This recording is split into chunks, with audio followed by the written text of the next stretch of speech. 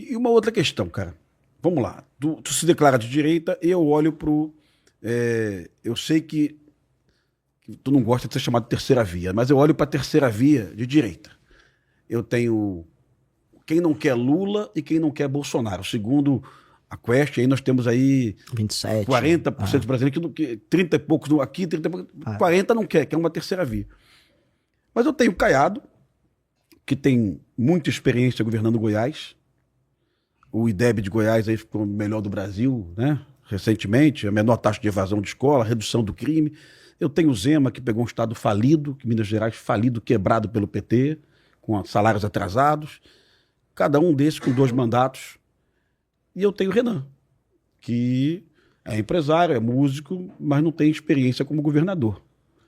E aí, camarada, tá em situação desigual. Por que eu vou escolher Renan e não vou escolher Caiado e Zema? Eu acho que a situação é muito desigual. Porque eu sou um líder muito melhor do que eles. Muito melhor do que Tem a eles. experiência deles, cara? Eu tenho a experiência de ser líder. E é isso que o presidente da República precisa ser. Eu sou um líder, eu vou repetir, muito superior tanto ao Zema quanto ao Caiado. O Zema hoje pertence a um partido político que ele toma pito do próprio partido. Ele não pode criticar o Flávio, senão o partido dá bronca nele. Eu fundei meu próprio partido político para não precisar pagar pedágio para ninguém. Eu tenho minhas opiniões sobre o Bolsonaro, sobre o Lula, sobre o STF, e eu não preciso, nem eu nem meu grupo, pagar pedágio para ninguém. O Zema tem que pagar pedágio pro bolsonarismo. Ele fala que ele tem os intocáveis de Brasília. Ele tem os intocáveis dele. A família Bolsonaro, para começar, senão ele perde voto. Outros intocáveis dele, os empresários amigos dele em Minas Gerais, que ele deu subsídios bilionários e que ele não quer mostrar que ele... Não, o Zema foi enfático da questão da conversa do Flávio com o Vorcara do telefone. Que ele falou que é inadequado. Sim. Ele tem que falar que o Flávio é um bandido. Sim. Não é que é inadequado. Inadequado é eu, às vezes, falar um palavrão aqui no seu podcast. É criminoso você se juntar com o maior bandido corruptor do Brasil, que é o Daniel Vorcaro, e receber centenas de milhões de reais pra fazer um filme. Todo mundo sabe que isso não é pra fazer um filme. Uhum. Isso é enriquecimento ilícito, isso é propina. Todo mundo sabe. Então por que o Zema não dá nome aos bois? Por que o Zema não atacou, durante o governo Bolsonaro, crimes que foram cometidos durante o governo Bolsonaro à época? Por exemplo, na área de educação, com pastor evangélico levando barra de ouro e desviando dinheiro. Por que o Zema não teve nenhuma crítica a eles naquele período? A crítica é conveniente no período eleitoral? É isso que eu critico. Eu gosto do Zema. Não acho que ele não saneou as contas. A dívida de Minas Gerais está toda estourada. Dito isso, ele, de acordo com a média que nós temos governantes no Brasil, ele é um governador bom. E eu acho que é uma pessoa que pode contribuir pro Brasil. Agora, ele não é líder. Líder lidera. Caiado, no PSD, ele não conseguiu liderar a União Brasil e depois nem o PSD. Também não fazia críticas ao bolsonarismo. É um bom gestor, é um governador melhor do que o Zema. Agora, como líder, ele não é líder. Qual é a minha experiência? Há 12 anos eu sou líder. Eu criei meu próprio campo político. Se existe nem Lula nem Bolsonaro no Brasil, é porque o Kim, um grupo de pessoas, falou: eu estando à direita, não aceito um líder incompetente e corrupto. Apanhamos, perdemos seguidores, fomos cancelados. Votou nulo, é comunista. Disseram que a gente estava acabado. O que nós fizemos? O líder, ele topa seguir o caminho do inferno, ele topa perder por aquilo que ele acredita.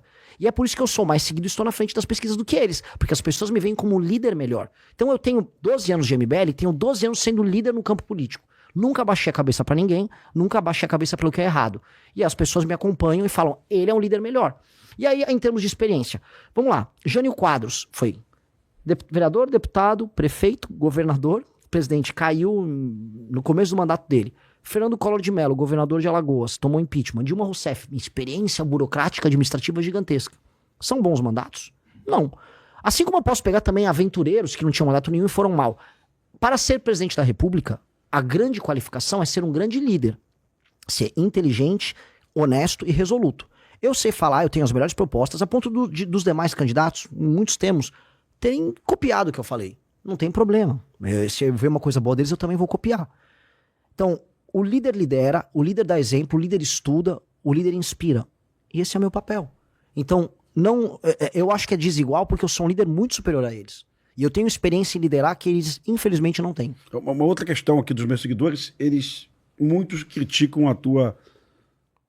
Eu perguntei isso pro Kim aqui, o Kim me explicou a questão da pregação do voto nulo na disputa Jair e Lula. Vamos lá. Pensando numa possibilidade, Caiado Lula, Zema Lula, não Flávio Lula. Vamos pensando. O Missão tomaria a mesma conduta? Eu vou colocar as coisas nos seguintes termos. Eu não posso responder essa pergunta aqui porque isso pressupõe que eu perdi. Tá. E um líder não pode inspirar as pessoas aí pra uma batalha derrotada. O que eu posso dizer é que não vejo o Caiado nem o Zema como viu o Jair Bolsonaro em 2022. Com certeza não via. E eu também nunca sofri perseguição política e judicial do Caiado ou do Zema. Eu sofri da família Bolsonaro. Tentaram fechar o movimento, perseguiram a minha família. Eu vi o tipo de perseguição que o STF faz com o bolsonarista fazendo contra o meu grupo político. Eu vi o que a minha mãe chorar, achando que ia ser presa nessas operações que eles fizeram contra nós em 2020, no meio da pandemia. Foi um negócio muito pesado. Um dia eu posso contar em detalhes, isso é bem público. E eu não acho que isso é uma postura de um bom líder que o Bolsonaro fez conosco. Eu acho que o Bolsonaro errou em muitos termos. Eu acho que o Centrão tá mandando no Brasil, o crime organizado e o STF ficaram tão poderosos por conta da fraqueza do Bolsonaro na defesa da corrupção do filho dele, Flávio. E eu tornar isso público não me torna mais fraco, não me torna traidor da direita. Muito pelo contrário. O Lula hoje quer que o Flávio seja candidato porque o Lula ganha do Flávio no segundo turno. Então o bolsonarismo é o maior aliado do lulismo nesse sentido. Lula quer o Flávio como candidato porque isso o beneficia eleitoralmente. No segundo turno, a rejeição do Flávio vai cobrar um preço. E eu denunciar isso não deveria me tornar um esquerdista. Então, quando a gente pregou o voto nulo, a gente está avisando para o nosso eleitor. O bolsonarismo e o petismo não é que eles são iguais, eles são muito ruins na sua diferença. É igual, você quer morrer tomando um tiro de AR-15, sei lá, ou ser atropelado por uma Scania. Nos dois, são muito diferentes, mas nos dois casos eu tô lenhado. E eu falei, nós como grupo político avisamos, não endosse esses grupos, seja oposição a ambos, não importa quem ganhar, você vai enfrentar. Então essa não é uma atitude covarde. A atitude covarde é me abster da discussão. A atitude mais corajosa de todos é tomar pra apanhar dos dois, que é o que a gente adotou. Então eu fiquei numa posição em que bolsonarista batia em mim, lulista batia em mim. E essa posição me garantiu uma autoridade moral, junto a uma parte importante da população brasileira, de falar, o caminho não pode ser esses caras. Eu nego esses caras, porque é inaceitável um país como o Brasil estar nessa posição, que é a posição que a gente vê agora na discussão sobre tarifa dos Estados Unidos, em que o Lula quer que o Trump tarife o Brasil, porque é bom pra ele brigar com o Trump e falar que é soberano, e a família Bolsonaro adorou ver o Trump defendendo eles ali, achando que eles eram a última bolacha do pacote, amigo do Trump. É vergonhoso, ninguém cuidou do interesse nacional. Eu não vejo esses dois grupos políticos como aceitáveis. Então, quando eu falei voto nulo e sabia que ia pagar um preço, nós também falamos como grupo, olha, sigam aqui esse caminho conosco pra entender pro brasileiro que a gente tem que construir uma alternativa. É isso. É porque antes de você também, eu lembro que Ciro Gomes viajou também na eleição do Jair com Lula, né? Lembra disso? Que o Ciro Gomes não ficou no Brasil para apoiar o Lula. E também lembro também do candidato do Novo também. Quem foi o candidato do Novo na... 22 ou 18? Na eleição do Bolsonaro. Na eleição 18 foi o Amoedo, 22 foi o... Também não apoiou também o Bolsonaro depois, né? Então, duas lideranças políticas à época, né? Em espectros distintos ideológicos, né? Tiveram a mesma atitude, não verbalizá-la, não foram para a rede social pedir o voto nulo, né? Mas eu compreendo. O Chau, pergunta? Sim, tenho. Mas eu queria voltar para o tema segurança pública. Porra, por gentileza. Nossa missão aqui achei até interessante. Eu não nego que eu enxergo coerência na fala do candidato. Mas tu votaria nulo? Eu já votei nulo, Pimentel. Eu acho que as pessoas... tem preconceito com voto nulo, né? A meu ver, o voto branco é o voto do tanto faz, para mim qualquer um, e o voto nulo é não tanto faz não, para mim nenhum. Então acho que as pessoas têm o direito de votar nulo. E eu respeito isso, respeito coerência, independente de concordar ou discordar, mas eu queria voltar para o campo da segurança pública, candidato. Primeiro, o senhor fala no Ministério da Segurança Pública. E eu fiz essa mesma pergunta para o Caiado, e ele, ou por desconhecimento, ou por não ter entendido, mas é de uma certa forma algo que a gente até falou no início, que é a questão da padronização. Mas aqui eu não falo de padronização de polícias, eu falo de padronização de procedimentos. Por exemplo, é perfeitamente possível que eu, aqui no Rio de Janeiro, pratique um crime, vá para São Paulo e com a minha certidão de nascimento verdadeira, não é uma certidão falsa não, lá em São Paulo eu tiro uma identidade de São Paulo, porque São Paulo e Rio, São Paulo não vai perguntar, mas tem a carteira, o Caiado não entendeu isso, lembra, Pimentel? Mas agora os estados, porque agora tem a carteira de identidade nacional, é verdade, tem a carteira de identidade nacional, mas os estados emitem as carteiras de identidade nacional e elas não trocam informação. e acredita em mim, porque de investigação eu entendo um cadinho, isso é um pesadelo. Para não falar, né, coronel, o sujeito que sai de São Paulo, vem aqui para o Rio com a identidade falsa, com uma carteira, com uma certidão de nascimento falsa, ele tira uma carteira de identidade. Algo básico, né? Checar digitais. As polícias brasileiras, em geral, não se falam, elas não se integram.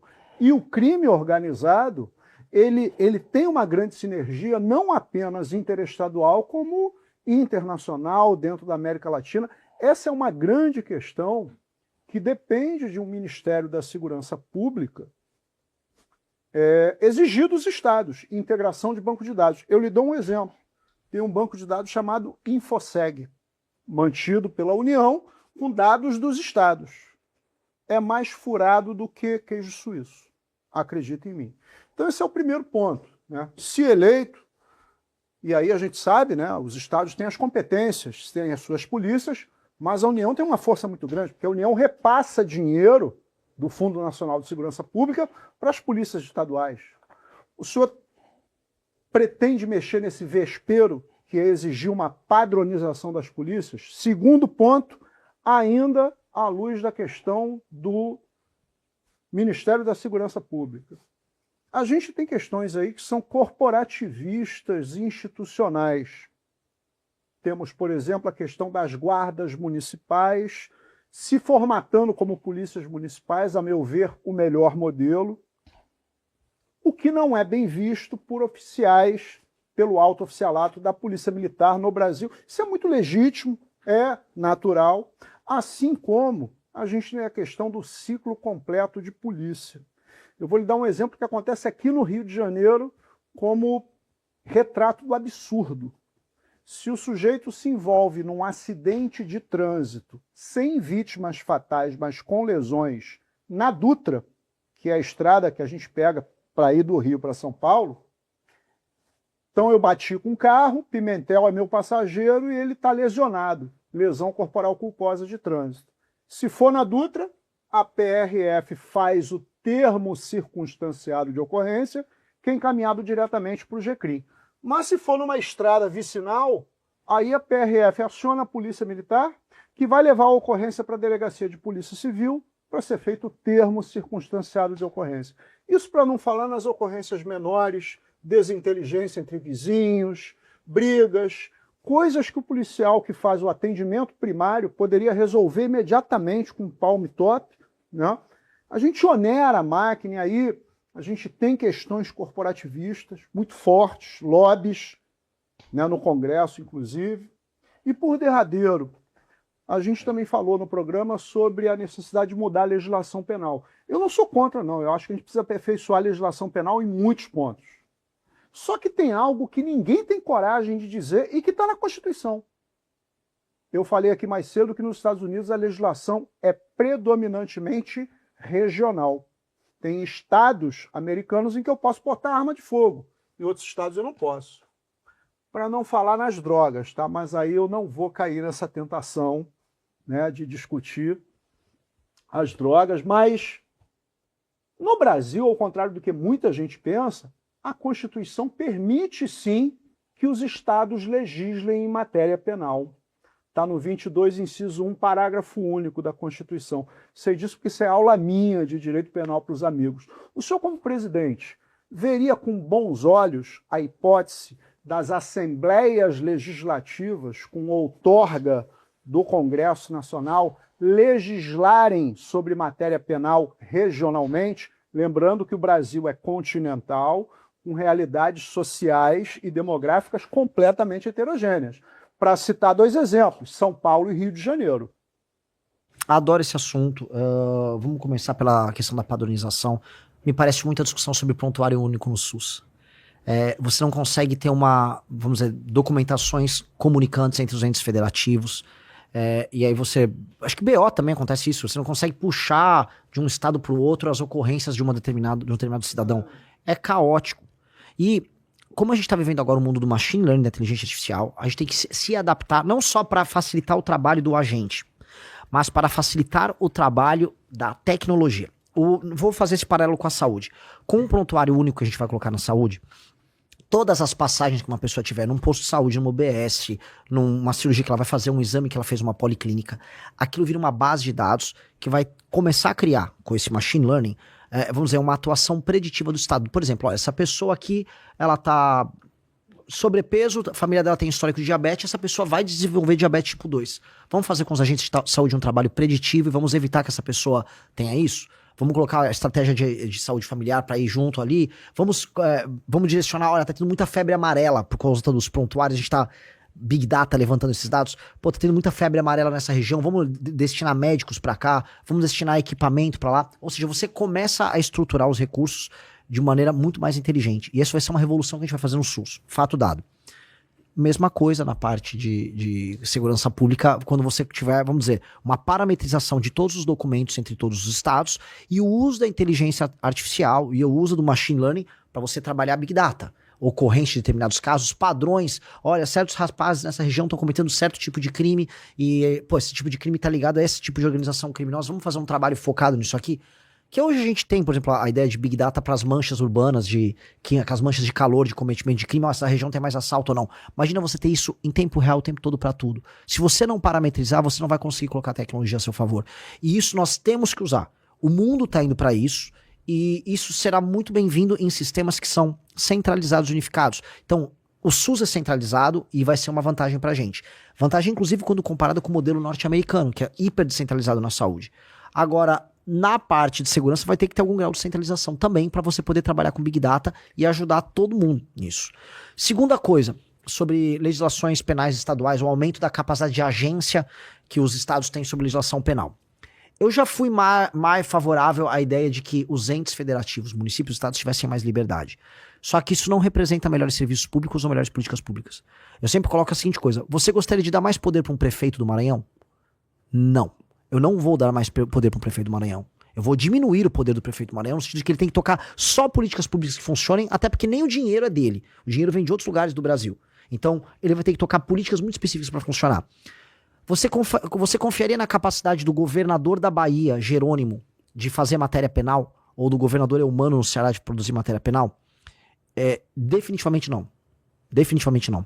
E aí eu vou entrar nesse ponto. Eu gostaria de chegar no ponto em que os entes federativos estaduais fizessem boa parte da sua legislação penal.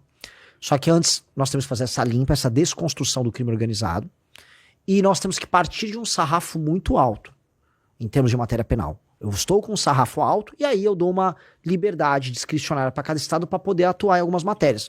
Porque nós sabemos que pode acontecer em alguns lugares. Lugares de fronteira com um determinado tipo de ocorrência, pode ter um determinado lobby que favoreça um determinado setor e a criminalidade aumenta para esse setor. Lugares em que tem portos para você escoar uma droga, você pode ter um determinado tipo de legislação, um determinado tipo de lobby. Então acho que o sarrafo tem que estar alto. E dado isso, aí sim um poder discricionário para atuar em muitas áreas. E aí eu acho que muitas áreas.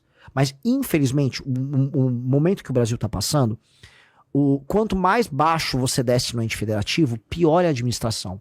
E eu estou vendo isso acontecer nos municípios e nos estados. Eu sou favorável de uma intervenção federal em muitos estados brasileiros, que estão numa situação grotesca. E, eventualmente, aqui no Rio de Janeiro, que já está numa situação de perdição. Agora, o Amapá está numa situação de desespero. O Acre, Maranhão, situação de descalabro de direitos humanos. As pessoas vivem muito mal no Maranhão. Crime organizado avançando. Ceará na questão do crime organizado. Ou seja, o que está faltando hoje, nesse instante, fotografia do momento, é aumento do poder central do governo federal, do poder executivo do governo federal, para fazer as coisas voltarem a acontecer com normalidade. Arrumamos isso, criamos um capital humano, arrumamos a nossa própria democracia. É uma pena que talvez não dê tempo de eu falar disso, que é a lei de responsabilidade gerencial. Aí eu outorgue poder para os entes federativos. E aí eles vão poder produzir isso. Hoje, na minha visão, me desculpe até discordar, é ilusão da nossa parte imaginar que isso vai funcionar bem. Infelizmente. Eu compreendo isso no que se refere a Rio de Janeiro, viu? Rio de Janeiro, hoje nós estamos vivendo uma crise com postos de gasolina. Boa parte dos postos com gasolina adulterada, uma máfia da máfia do combustível, né? Identificada pela prefeitura, não pela ANP, não pela Polícia Civil do Estado. Eu vi isso. Aliás, tem um rapaz que produz vídeos maravilhosos. Pires, muito bom isso. O episódio dele. Hã? Sim. Eu sei, mas eu vou colocar isso porque se hoje nossos deputados legislassem sobre crime no Rio de Janeiro, eles iam mudar a lei do crime de combustível para proteger seus postos de gasolina. Olha como é perigoso isso. Mas, Renan, eu peço que você... Primeiro, cara, muito obrigado. Sempre que eu sento um cara novo aqui, a gente aprende muito. E eu comecei a te seguir há pouco tempo aí, vendo teus vídeos, que, aliás, são... O primeiro vídeo que eu vi teu foi do Ceará. De lá tu viu, você foi fazer uma visita lá, e já tem talvez uns 8 meses, talvez, Sim. né? Aí eu comecei a te acompanhar com carinho, ver o que você estava falando, se a gente estava sintonizado de alguma forma. E te conheci hoje verdadeiramente aqui. Descobri quem é Renan. O Kim tinha me adiantado, pra surpreender. Aliás, o Busnello também veio aqui e falou a mesma coisa. Então, cara, estou muito feliz com a tua vida, mas queria que tu fizesse uma consideração final, cara. Assim, olhando ali, falasse tu é pré-candidato, e falasse algo que eu esqueci de perguntar a outros pré-candidatos. Me fala um pouquinho do teu vice, cara. O eleitor não pode acreditar num candidato sem saber de onde que ele trouxe o vice dele, né? Perfeito. Nos estados também, na federação, né? Exato. E vou avisar pro pessoal. Foi a escolha quase sentimental no meu vice. Foi a escolha intuitiva.